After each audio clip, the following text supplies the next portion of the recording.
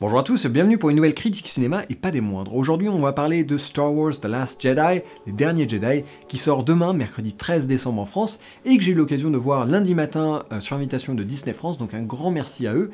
Globalement en ce moment c'est tellement un bon moment pour être un fan de Star Wars, entre tous les nouveaux films qui sortent, entre les livres, les BD, les séries télé, on est abreuvé de contenu qui enrichit cet univers, qui non seulement lance vraiment des nouvelles pistes scénaristiques, mais en plus vraiment tous les livres surtout enrichissent l'univers, donc on est vraiment, c'est un super moment.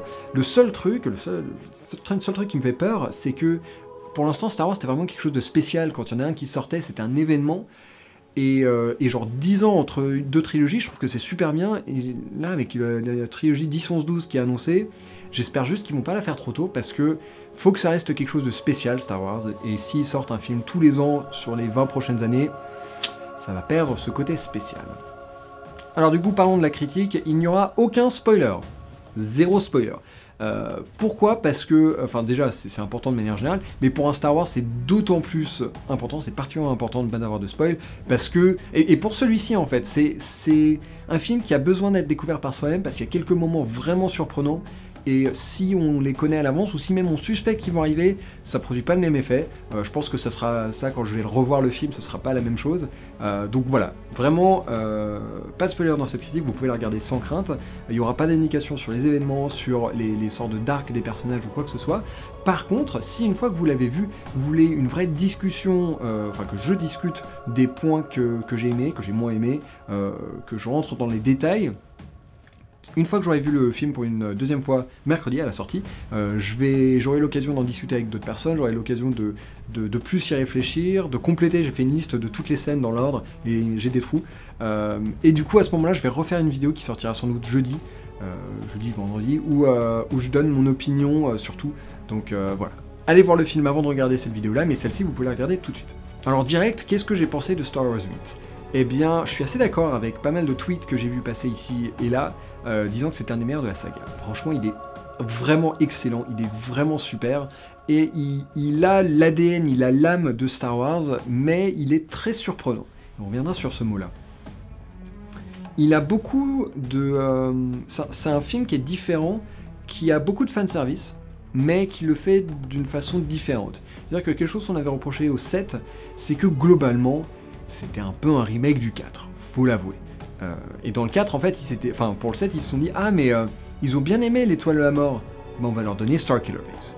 Il y avait pas mal de parallèles comme ça qui étaient un peu dommages, et du coup, dans celui-là, plutôt que de dire « Ah, ils ont bien aimé tel élément, on va leur donner ça », ils ont dit « Ils ont bien aimé ces éléments-là, on va y faire référence ». En fait, c'est ça, plutôt que de faire des copies, il y a plein de références, donc il y a plein de moments dans le film qui vont vous faire tiquer, qui vont vous faire sourire, qui vont vous faire réagir, en tout cas en disant « Ah mais oui, ça je m'en souviens », ou même ils vont parler de quelque chose que peut-être un autre personnage va pas savoir de quoi il parle, mais vous oui, parce que vous avez vu les anciens films. Et quand je dis les anciens films, je dis pas particulièrement le 5, c'est pas du tout 7 copie le 4, 8 copie le 5, c'est 8 s'inspire de Star Wars, de manière générale, surtout la trilogie originelle. Là comme ça j'ai rien pour les autres, mais ça m'en viendra peut-être. Mais ouais, il y a plein de références qui sont vraiment bien. Et il y a également beaucoup d'humour. Je sais que Star Wars a toujours eu beaucoup d'humour, mais là je sais pas, ça m'a particulièrement marqué. Mais ça m'a pas dérangé, en fait, c'est de l'humour de situation. Il y a carrément des fois des blagues, quasiment une des scènes d'ouverture, c'est limite un petit gag, un petit sketch entre deux personnages qui est hilarant, vraiment hilarant, qui m'a surpris, en mode mais c'est dans Star Wars ça? Puis en fait ça marche, donc je me bon bah très bien, allez c'est parti. C'était voilà, je crois que c'était plus que les autres, mais ça m'a pas paru trop lourd. Pendant des années, j'ai beaucoup regardé tout ce qui est animation japonaise, et c'est quelque chose qui m'embête de plus en plus de ce côté-là, c'est que au milieu de scènes absolument épiques où le monde s'apprête à être détruit, il y a des personnages super maladroits en mode ah oups. Et dans Star Wars, on n'a pas ça, c'est pas du tout, c'est soit genre au début d'une scène épique, ou à la fin, ou dans une scène qui est pas épique, mais genre au milieu d'un combat, bah non, on n'est pas là pour rigoler, et ça on le retrouve, et je trouve que c'est bien, ça sauve un peu ces situations, et l'humour est bien placé. Donc j'ai dit que le film était surprenant, et je pense que c'est un des mots qui définit le mieux ce film, et à voir les tweets d'autres personnes qui étaient à l'avant-première, je suis pas le seul à penser ça, il y a des moments où j'étais tellement surpris, je suis resté bouche bée, vraiment comme ça, pendant des fois 20 secondes à la fois pendant un événement. Il y en a genre, il y a 4 événements à peu près dans le film où vraiment, j'en croyais pas mes yeux. J'étais choqué, surpris, et c'est des moments qui marchent, mais alors jamais j'aurais imaginé ces moments-là.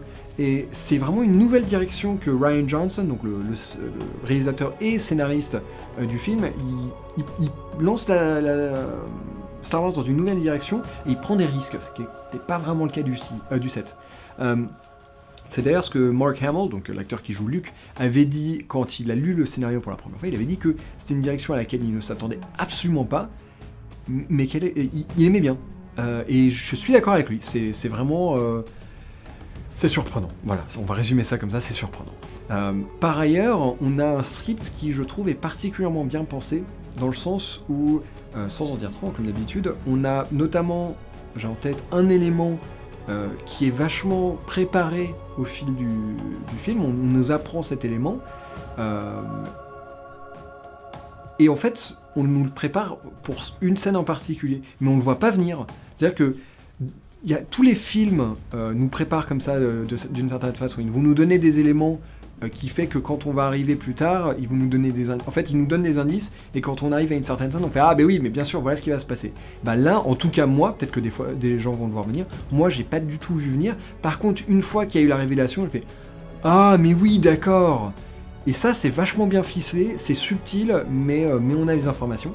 Donc on parlait de Mark Hamill, sa performance en tant que Luke est vraiment parfaite. Et de ce que j'ai vu des tweets et autres, je suis pas le seul à le penser. C'est-à-dire que les autres acteurs dans la saga dans l'épisode sont très très bien, il n'y a pas de souci. Mais alors lui, c'est vraiment autre chose. On a un Luke qui est beaucoup plus complexe que la dernière fois qu'on l'a vu dans l'épisode 6, parce que le 7 ça compte pas vraiment.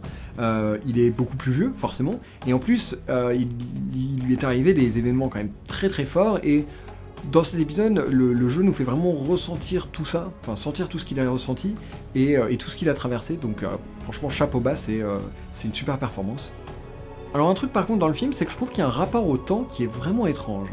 Vous savez que, comme dans tout Star Wars, il se passe toujours plusieurs scènes en parallèle, des personnages d'un côté, des personnages dans l'autre, qui se retrouvent à certains moments pendant le film.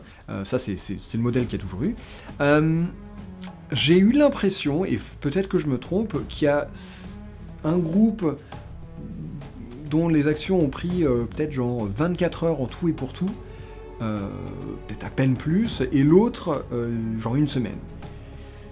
Je trouve que c'est bizarre, alors peut-être que je me trompe, je pense notamment à un endroit où il y a peut-être plus d'écart que ce que je pensais, mais c'est pas beaucoup, ça peut pas être, enfin c'est pas beaucoup plus que ce que j'ai en tête je pense. Et du coup, est-ce que c'est une incohérence? Je sais pas trop. Donc, que ce soit une incohérence ou pas, de manière générale, je trouve que le film s'étend sur une durée très courte. Il faudrait que je révise les anciens. Je sais que la prélogie s'étend sur une durée très très longue. La trilogie originelle, un peu plus court chaque film, mais quand même. Mais là, globalement, c'est quelques jours qui ont été extrêmement bien remplis pour la galaxie. Donc, c'est étrange. J'ai trouvé ça, voilà, très étrange. Mais après tout, pourquoi pas. Alors un de mes amis était également à l'avant-première, et on en a discuté après, et en sortant du cinéma, il m'a dit qu'il avait 2 mots pour résumer le film. Le premier, c'est surprenant, ça ne surprendra personne. Le second, c'était décevant. Alors, dire que le film est décevant, moi je suis pas d'accord, et c'est pas vraiment ce qu'il voulait dire. En fait, le film en lui-même n'est pas décevant, par contre, ce que je trouve dommage, c'est qu'il ferme beaucoup de portes. Alors, le réveil de la Force nous faisait découvrir de nouveaux personnages, tout était possible, vraiment il ouvrait une nouvelle trilogie. Là le 5, forcément, il y a une direction claire qui est prise, l'histoire avance en fait, on a certaines réponses qui nous sont apportées, et on a une très bonne idée de la façon dont va commencer par exemple le prochain film. Du coup, on est parti d'un champ de possibilités comme ça, à genre ça. Et je trouve ça dommage, c'est normal, hein, parce que l'histoire avance, il y a un moment, il faut bien qu'ils racontent une histoire et pas un champ de possibilités, mais ils ont choisi ça, et je trouve que genre par ici et par là et là, il y avait des histoires ultra intéressantes à raconter. Du coup, je suis un petit peu frustré par ça, je sais pas s'ils vont rattraper un peu le coup avec des bouquins ou des choses comme ça, mais... ouais, il y a des petits éléments ici là où je fais bah c'est dommage, j'aurais bien voulu voir quelque chose d'autre, je pense que ça va être très sympa. Mais ouais, il y a un petit côté frustrant et peut-être décevant là-dedans. mais bon, il fallait qu'il fasse un choix, il fallait qu'il prenne une direction, donc admettons. Juste, il y a certaines idées que j'avais eues, que la communauté avait eues, qui n'ont pas été suivies. Forcément, elles peuvent pas toutes être suivies, et je pense qu'elles auraient été vraiment cool. Mais bon. Donc voilà, c'est dommage que certaines idées ne puissent jamais exister. Il y a juste la scène finale, vraiment les derniers plans qui ouvrent peut-être une nouvelle porte, mais je suis même pas sûr. Je pense que oui, j'ai du coup une théorie sur le prochain film, mais si ça se trouve, c'est juste une scène pour représenter une idée. Du coup, j'ai globalement fait le tour de ce dont je voulais parler. L'esthétique visuelle est incroyable, l'équilibre entre effets vraiment pratiques et effets visuels par ordinateur, je trouve la combinaison est vraiment bien, enfin il est beau, il est convaincant, ouais, non, il est vraiment magnifique. Par contre, niveau musique, elle est toujours aussi stylée, mais j'ai l'impression elle est plus là pour nous aider à rentrer dans le film que pour nous donner vraiment des thèmes mémorables. On n'a pas des thèmes ultra mémorables comme on avait dans la trilogie originelle, c'est surtout de la musique d'ambiance, et j'y ai reconnu surtout des musiques des épisodes 4, 5, 6 et 7, avec genre les thèmes de Rey, de Kylo Ren. D'ailleurs, j'ai écouté la bande originale pendant que j'écrivais mes notes pour la critique, et il n'y a rien de ouf, il n'y a pas le thème de Dark Vador ou quoi que ce soit, donc un peu déçu là-dessus. John Williams a refait la musique, mais ça manque, je sais pas, peut-être que c'est parce que ça fait 20 ans que j'écoute la musique de la trilogie originelle, donc je la connais par cœur. On verra avec le temps, mais pour l'instant j'ai pas trouvé ça incroyable, ça a accompagné l'action, c'est tout. Voilà, je vais m'arrêter là, mais je dirais juste que mon ancien personnage préféré de la saga est de nouveau mon personnage préféré. Si jamais vous voulez savoir quel est ce personnage, allez voir dans quelques jours ma discussion autour de Star Wars 8. Allez voir le film avant. En tout cas, profitez-en bien. Pas de spoilers dans les commentaires, sinon ils seront tous supprimés et vous serez bannis de la chaîne. Mais n'hésitez pas à en discuter sur l'autre vidéo quand elle sortira. Mais je vous souhaite à tous un excellent Star Wars Les Derniers Jedi. Ne vous faites pas spoiler, soyez surpris, profitez-en, et j'ai hâte d'avoir les retours de la communauté, parce que pour l'instant on est très peu dans le monde à l'avoir vu. J'ai envie de voir ce qu'en ont pensé les fans. Voilà, en tout cas c'est une super aventure. A très bientôt, merci de m'avoir suivi.